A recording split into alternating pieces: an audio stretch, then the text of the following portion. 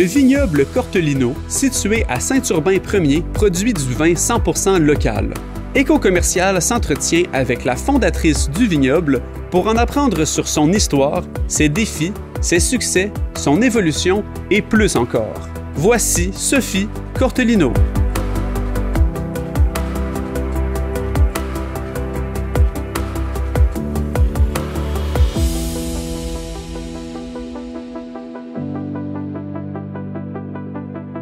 Qu'est-ce qu'on voulait faire? C'est vraiment miser sur les produits 100% québécois. Donc, tout ce qu'on fait, tout notre vin, c'est qu'est-ce qu'on récolte, notre raisin, dans le fond, sur nos terres. Fait qu'on n'achète pas d'autres matières. Fait que c'est 100% produit ici. On encourage beaucoup, justement, même les produits locaux puis ça. Donc, à la boutique, on peut même retrouver d'autres petits produits locaux là, dans la boutique. Mais étant d'origine italienne, j'ai parti de l'entreprise avec mon père aussi qui est italien. On voulait lui mettre aussi une petite touche d'Italie. Donc, quand on arrive, la bâtisse, puis tout ça, c'est dans l'esprit, là, un look un petit peu d'architecture de l'Italie. Puis, fait qu'on se sent, pendant l'été, quand il fait beau et chaud, avec le paysage, on a un petit peu l'impression de voyager. Même si on est en Montérégie, on a l'impression d'être un petit peu plus loin. Je m'appelle Sophie Cortellino. Je suis propriétaire du vignoble Cortellino qui est situé à Saint-Urbain, en Montérégie. Dans le fond, la passion première, je dirais beaucoup sur la vigne, l'agriculture et puis le vin. Bien sûr. Fait que j'ai mon père que depuis que sûrement 20 ans, qui fait son propre vin, comme beaucoup d'Italiens, là, fait son propre vin. Il allait chercher son raisin à Villassal, faisait ses petites recettes, faisait son petit vin. Fait qu'il a toujours fait ça depuis des années. Il y avait aussi quelques plants de vigne. Fait qu'il s'amusait aussi avec ces vignes-là. Fait on apprend aussi, même si c'est juste quelques-unes, on en apprend beaucoup là, sur la viticulture. Fait que moi, dans le fond, je l'ai vu faire tout ça. Fait que j'ai pris passion aussi au début que c'était un hobby. Donc, faire le vin, s'occuper des vignes. Mais ayant cette passion commune-là, les deux, ça nous a tenté, là, dans le fond, de partir ça en plus grand, puis partir un vignoble. Mes parents avaient déjà une terre qu'ils cultivaient pas, qui louaient, dans le fond, un autre agriculteur. Mais bon, on avait une passion pour la vigne, on avait une belle terre, un bel endroit. Fait que pourquoi pas en profiter puis créer un beau projet, là. Dans le fond, le vignoble, on a parti ça en 2009. Fait que ça fait 15 ans, fait un peu plus que 15 ans. Les premières, ça a commencé par les premières plants de vigne. Fait qu'on a planté au début 1,3 hectares. Donc, une petite quantité de vignes pour pouvoir, après ça, construire le chai. Commencer plusieurs années plus tard. Donc, la vigne, ça prend quand même un certain temps, là. On commence à avoir une récolte après 3 ans, mais c'est une petite récolte. Puis réellement, c'est plutôt 5 ans. Fait qu'après 5 ans, à faire le vin de cette petite récolte-là. Ensuite, au fur et à mesure, petit à petit, on a agrandi. Fait qu'on n'a pas agrandi vraiment d'un coup. Fait en général, à peu près à tous les 2 ans. Fait qu'il y avait une petite nouvelle plantation. Ce qui nous permettait aussi de faire des essais. Donc, on voyait sur la viticulture les vignes qu'on avait essayées, qu'est-ce qu'on aimait par rapport à la vigne, par rapport au vin. Mais après ça aussi, on avait un feedback des clients. Qu'est-ce qu'ils aimaient, qu'est-ce qu'ils aimaient moins comme produit. Fait qu'après ça, ça nous orientait plus sur les prochaines plantations à venir. Qu'est-ce qu'on plante là, plutôt que des fois quand on part puis on a une idée en tête, planter toutes les vignes d'un coup. Quand ils sont plantés habituellement pour 50 ans. Donc, ça peut durer longtemps, là, des vignes. Fait que si tu veux changer, on peut changer d'idée, les arracher puis recommencer, là, mais c'est un peu plus compliqué. Mais ce qui fait dans le fond, on a fait ça graduellement. Là, on est rendu à 4,7 hectares, donc 17 000 plants de vigne.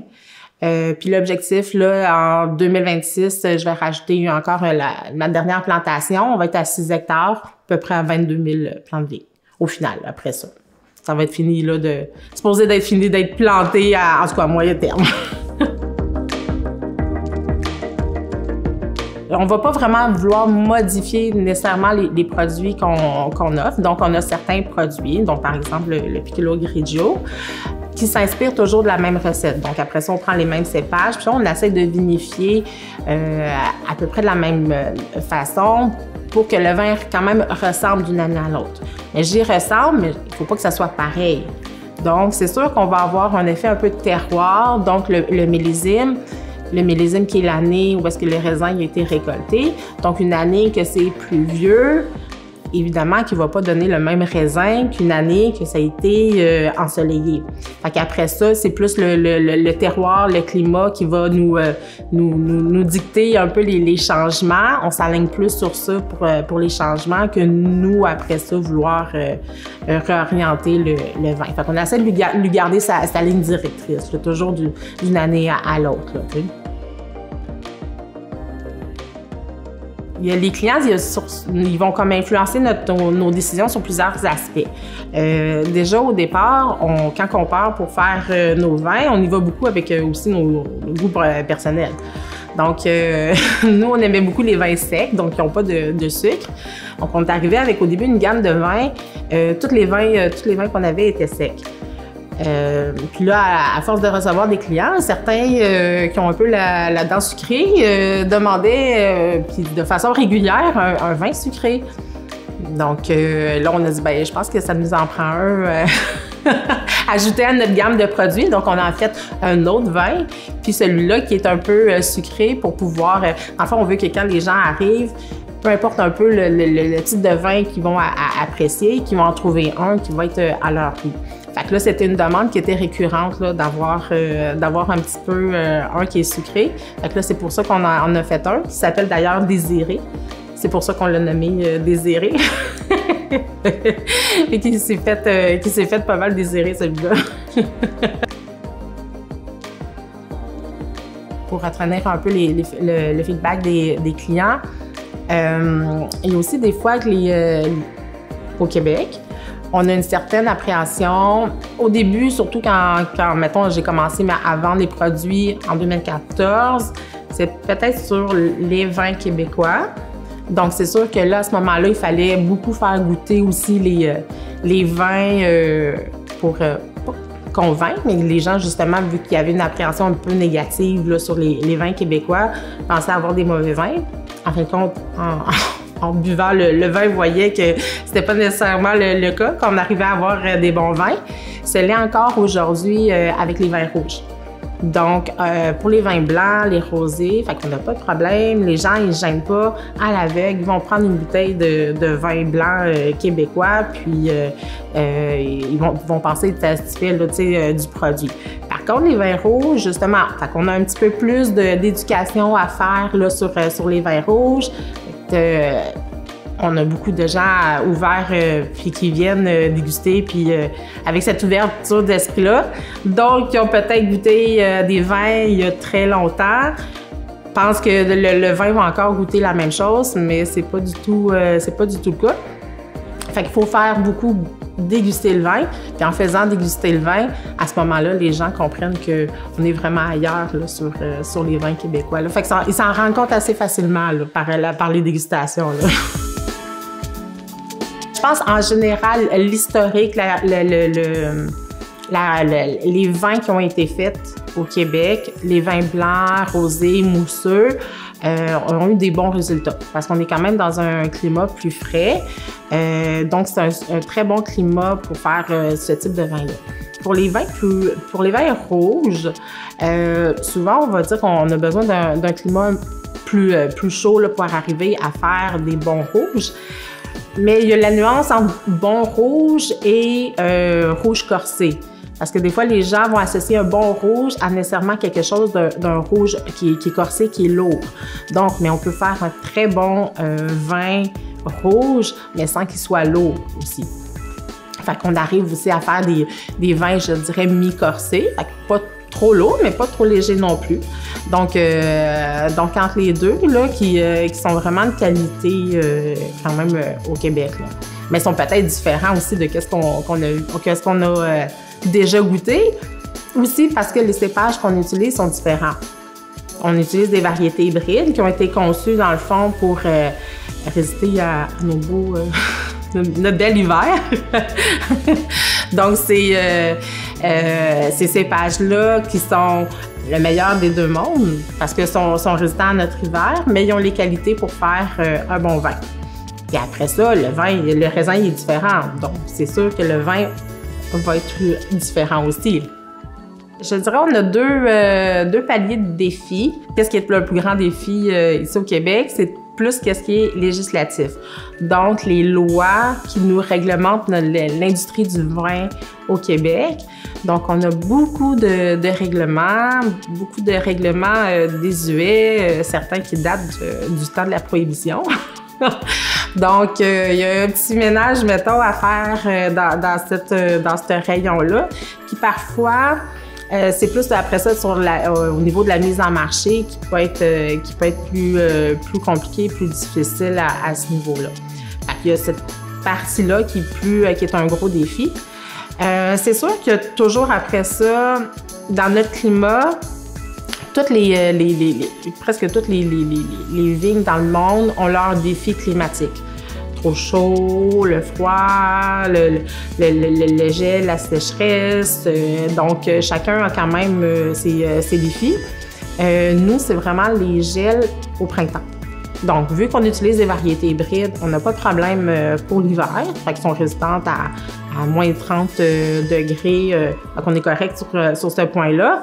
Par contre, avec les changements climatiques, les printemps arrivent de plus en plus tôt.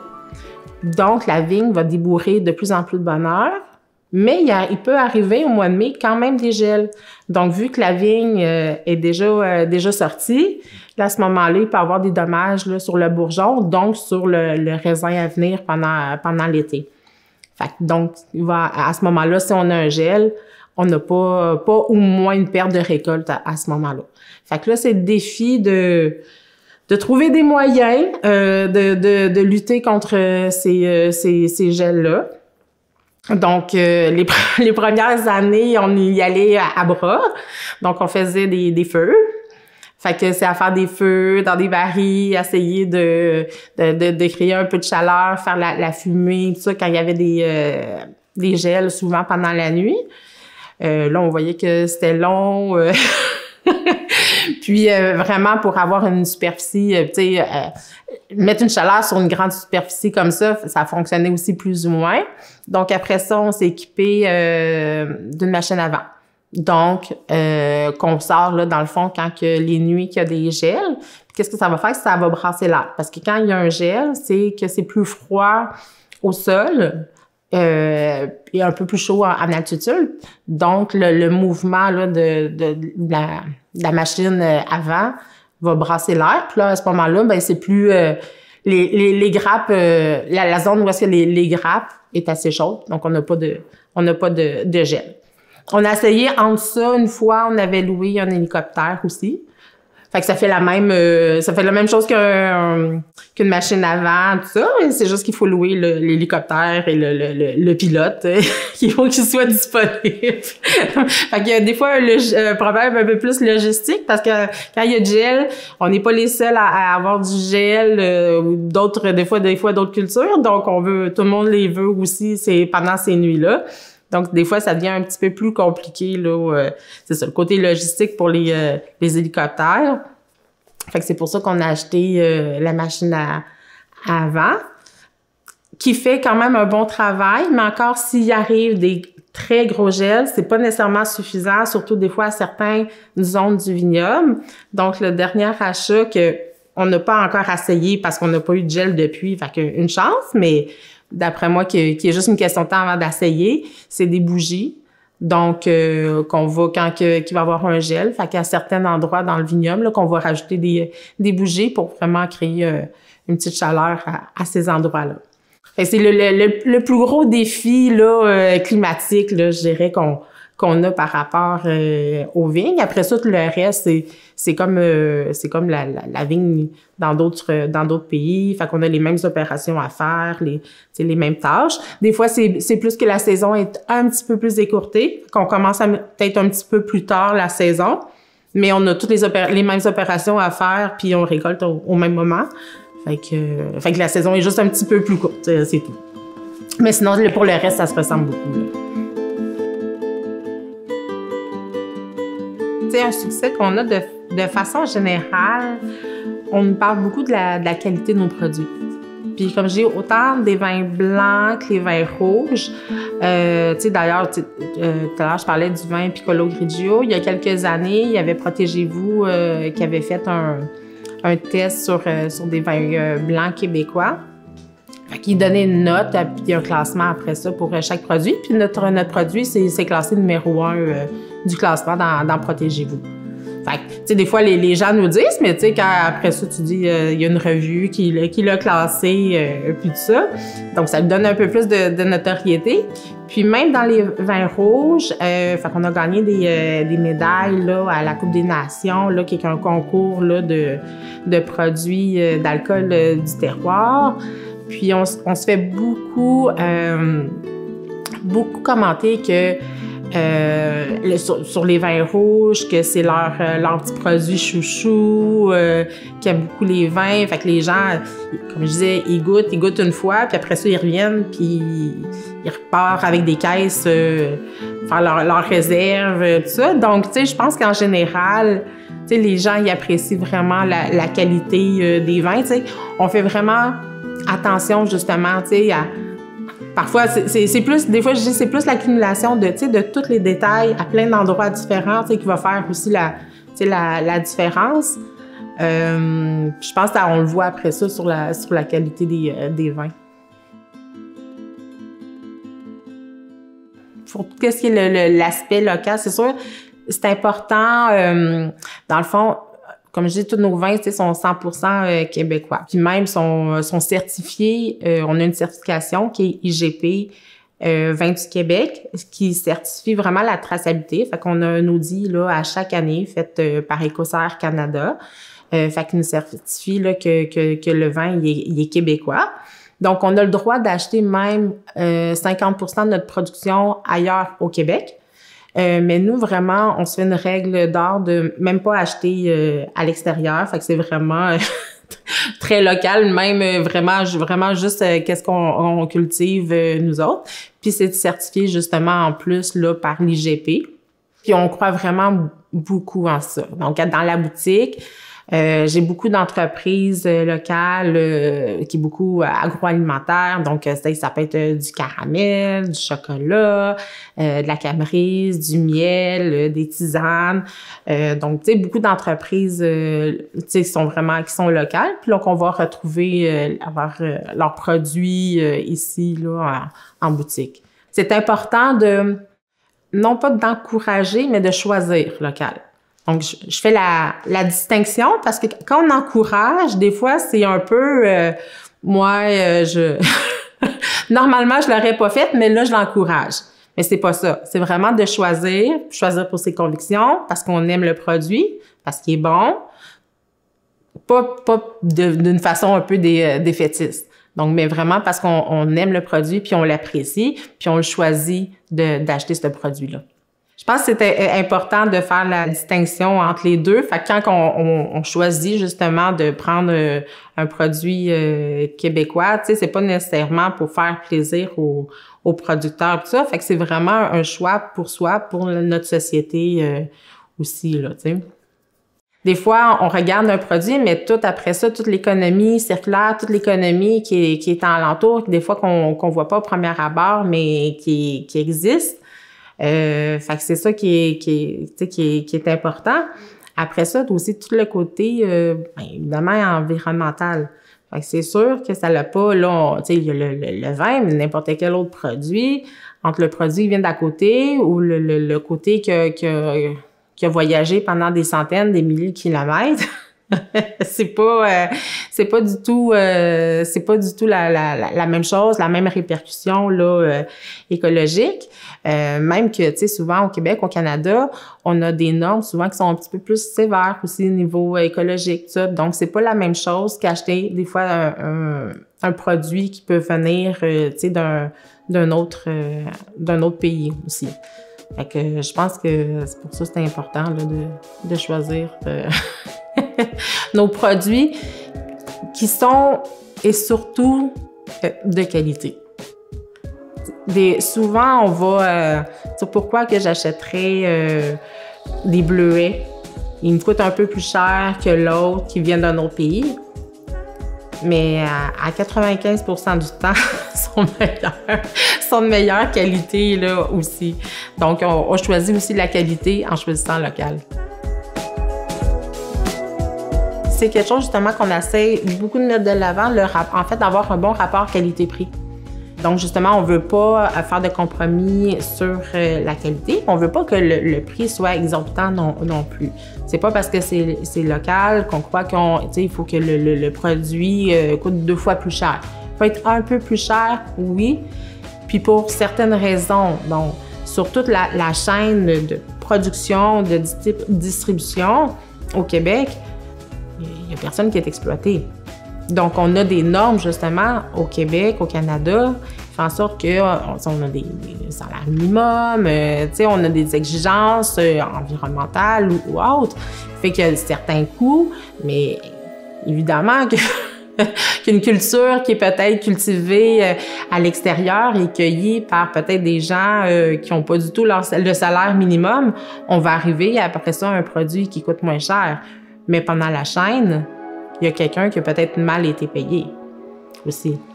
Donc, c'est sûr que quand on est ici, tout le monde qui a un salaire qui est correct, on peut pas autant descendre les coûts à ce moment-là parce qu'on a un coût élevé à la base. Mais c'est sûr qu'on peut essayer quand même de regarder plus sur la productivité pour essayer à ce moment-là, en ayant été un peu plus productif, de réduire les coûts, de mettre un prix convenable là, pour le produit. Ce qui est difficile au niveau de la productivité aussi, ça dépend aussi de l'échelle de l'entreprise. Donc, quand on est une petite entreprise, il faut que la productivité, tout ça, donc les investissements, tout ça, ça va prendre plus de temps là, avant d'amortir les investissements, tandis que quand on est plus gros, on fait des économies d'échelle, le coût, dans le fond, de revient d'un produit est souvent plus bas que quand tu as une petite entreprise.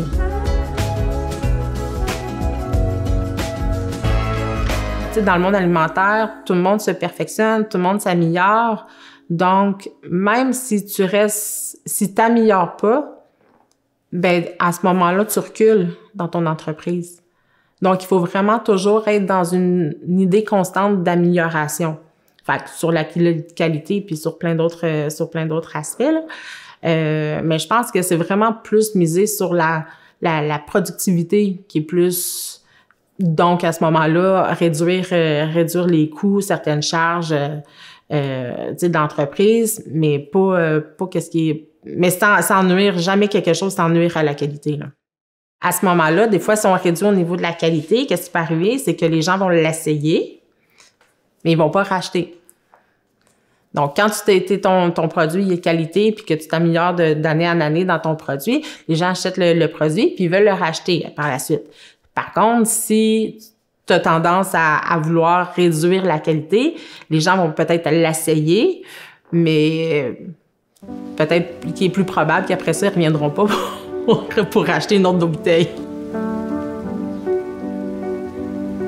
Mais la productivité, c'est justement, ça passe sur plusieurs aspects, dont justement toutes les questions bureaucratiques. Dans les vignobles, on passe des centaines d'heures par année au niveau de la bureaucratie. Je ne parle même pas des exigences de base de n'importe quelle entreprise là, québécoise, là, mais vraiment spécifiques au vin. Fait que c'est des centaines d'heures là, qu'on peut passer là, derrière notre bureau à remplir plusieurs formulaires exigeants, tout ça. Fait que tout ça a un coût. Donc, c'est sûr qu'en réduisant les exigences bureaucratiques Puis des fois, c'est pas nécessairement toujours en enlevant, mais c'est plutôt en modifiant, en allégeant, en étant peut-être plus, j'allais dire plus intelligent, plus. Donc des fois, c'est des fois c'est des petites choses plutôt simples que au lieu de faire tes rapports à tous les mois, tu les fais aux 3 mois ou 6 mois. Ça peut l'information, il va l'avoir quand même là, mais c'est juste les délais qui nous permet après ça de consacrer son temps sur autre chose là, aussi. Donc, il y a plusieurs aspects. La productivité, ça peut être aussi au niveau de la production, donc la vigne. Donc, au début, quand on est petit, on fait beaucoup de travaux manuels. C'est long de faire les travaux manuels. C'est bien de garder tous les travaux manuels quand la machine est pas assez adaptée. Justement, on parlait de la qualité. On parlait, mettons, de la taille de la vigne. Donc, il existe des machines pour tailler de la vigne. Mais par contre, on n'est pas sûr à ce moment-là que ça fait une très belle taille de qualité. Fait que là, il vaut mieux garder ça à la main. Mais par contre, tu as plusieurs machines qu'on peut utiliser pour pré-tailler, pour rogner, donc couper le haut des vignes, pour désherber, qui vont faire le travail au lieu de le faire à la main. Puis là, qui peut être plus coûteux. Fait que c'est plus de repenser la façon de faire. Il faut souvent se remettre en question, en fait. T'sais? Donc, s'il y a quelque chose qui ne fonctionne pas, au lieu de toujours devancer, j'ai besoin de plus d'employés, plus, c'est-à-dire, on peut-tu s'arrêter, regarder comment on fait, puis essayer de voir si on ne peut pas le faire aussi différemment. On a tendance à dire, OK, ben là, il manque, on a besoin il y a plus de travail à faire, donc on a plus besoin d'employés, ça. Mais des fois, il faut juste revoir la façon qu'on fait. Des fois, on peut avoir quand même besoin de plus d'employés, mais des fois, c'est aussi la façon que les tâches sont attribuées, les équipements. Maintenant, avec même l'intelligence artificielle, tout ça, ça va tellement rapidement, tout ce qu'on peut peut-être instaurer là, aussi dans une entreprise. Là.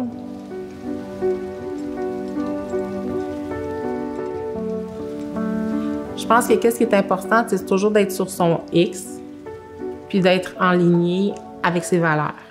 Donc, je pense qu'on peut vraiment travailler fort, très fort, plusieurs heures, investir, risquer, stresser. Mais quand on est en ligne avec ses valeurs, on n'a pas de regrets à ce moment-là. Puis peu importe si on fait des erreurs ou non, parce qu'on en fait. Tout le monde qui va essayer, faire des projets, va faire des erreurs. Il faut savoir se relever. Mais il faut essayer, puis il faut faire des erreurs.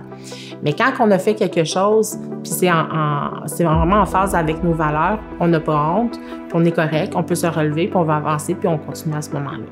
Par contre, des fois, si c'est pas vraiment aligné avec nos valeurs, ça met à ce moment-là qu'il peut y avoir des regrets, puis une amertume face à ces choix-là. Donc, je pense que c'est quelque chose qu'il faut vraiment garder sa boussole sur ses valeurs. C'est vraiment quelque chose qui est très important.